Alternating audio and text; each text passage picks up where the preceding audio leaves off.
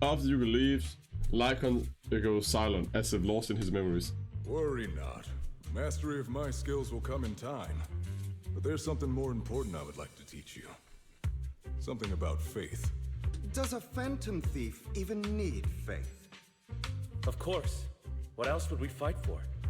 For wealth, fame, and power to stand at the top, so nothing and no one can imprison us. Isn't that what everyone desires? Or perhaps by faith, do you mean something asinine and empty, like justice, dreams, or friendship? Hilarious. Grow up, Lycaon. It's time to let go of your naive fantasies of being some almighty savior. You just don't get it. All right, enough squabbling. What I'm trying to teach you is very simple. I may not walk the path of justice, but I do not walk the path of evil. There's too much injustice in this world. And there are times when it becomes necessary to right those wrongs with unconventional methods. Taking lives, however, is out of the question. Life is a precious gift, one that nobody has the right to steal. No one should have the authority to judge whether another lives or dies. Keep that in mind. I will. You don't seem convinced, Hugo. As you mentioned, this world is unjust. That's why we must strive to bring fairness to this world. Those who cause harm should face consequences, just as those who take lives should. But not all lives hold the same value.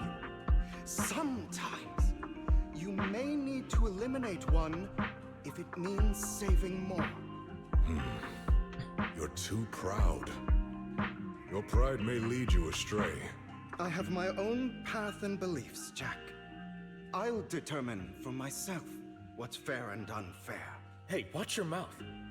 If it weren't for Jack, you'd be dead already. You're a smart kid, Hugo. Skilled too. You could easily take the life of a sinner.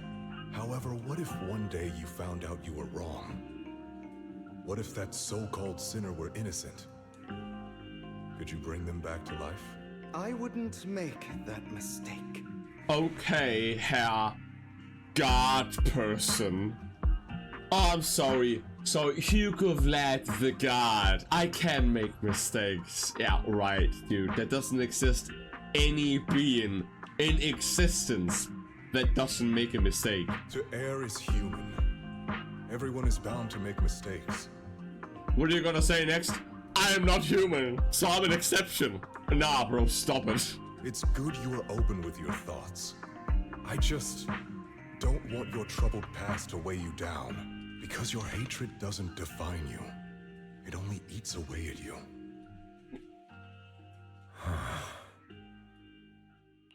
What's wrong, Lycaon? You've been quiet for a while now. My apologies, Master Proxy. I was just reminded of some past memories. Before Hugo and I founded Mockingbird, we had a mentor, Jack. He took us under his wing when we were in dire straits, imparting his skills and life lessons. But Hugo didn't agree with his viewpoints. Perhaps our paths were always fated to diverge. Okay, I'll admit. I've been itching to ask. Why did you two split up? Mockingbird faced numerous triumphs, but also setbacks, and one of them was a disastrous one. Hugo. You... Was this you? All this? So what if it was? Have you gone crazy? Have you been planning this all along? You'd bury all these lives in the name of vengeance? They deserve to die. Especially my so-called father. I should have killed him a long time ago. A really long time ago. You know what, Lycaon? There's some people whose only purpose in life is to bring more suffering into this world. Sometimes murder is what brings justice back into this world. And for that, I must stain these hands in blood. Enough! I can't trust anything you say anymore. I'm leaving Mockingbird, now! Where are you going? Anywhere. Someone from the Mayflowers got in touch with me before. Are you mad? You know what those hypocrites in city administration are like. They're no different from tops. We fought them together all this time, and now you're leaving to serve as their lapdog. Are you going to turn your back on Mockingbird? Turn your back on me? The mayor is different from the others. But it doesn't matter. I'm not going to even try convincing you. As your friend, I'll give you one last piece of advice. Please, stop here.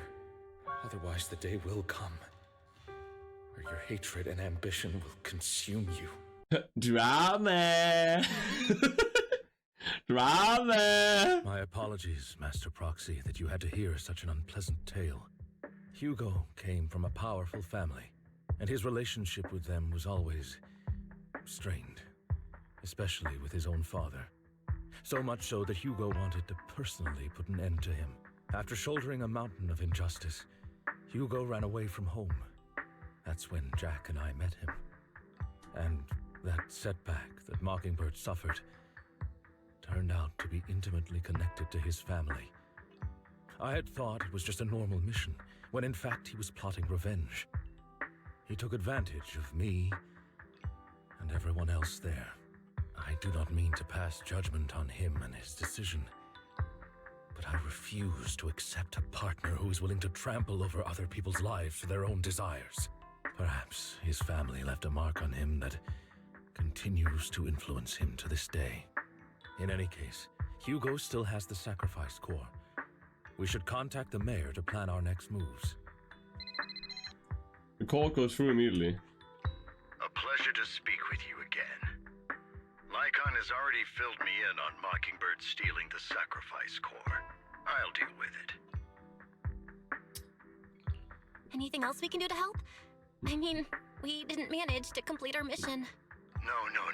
You've done well. It's just not appropriate for you to get involved in what's to come. We've been through far more dangerous situations. Plus, we've dealt with Mr. Mockingbird before. So maybe we could help you. Really, I appreciate your kindness. It's just... Very well. Seeing as you're all people I know I can trust, I'm going to be frank. Not long ago, I received a letter declaring criminal intent. Sir. Lycaon, I know you don't want to place them in danger. I feel the same way. However, I believe they deserve to know the truth. That letter threatened to use a sacrifice to take vengeance against the entire city of New Eridu. What do you mean by vengeance? I believe the person, or the organization, who sent the letter is planning to use the sacrifice to mount a large-scale attack against the city. Everything we've uncovered so far seems to support this hypothesis. As you know, the sacrifice's true power is a mystery and cannot be controlled if anyone attempts to use it as a weapon. This is no small issue. If this gets out, it'll send the public into a panic.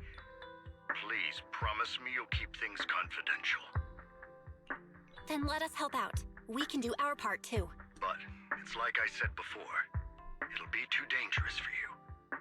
Whichever way you look at it, you're still citizens of New Eridu, and as mayor, it's my duty to protect you. Plus, Carol would be furious with me if I put you in danger. If she were still around. Anyway, I'm not at liberty to discuss this matter any further. Please rest assured that we will handle things properly as the administrative authority of New Eridu. That's right. Master Proxy, please trust us. So that'll be all for today. Goodbye for now.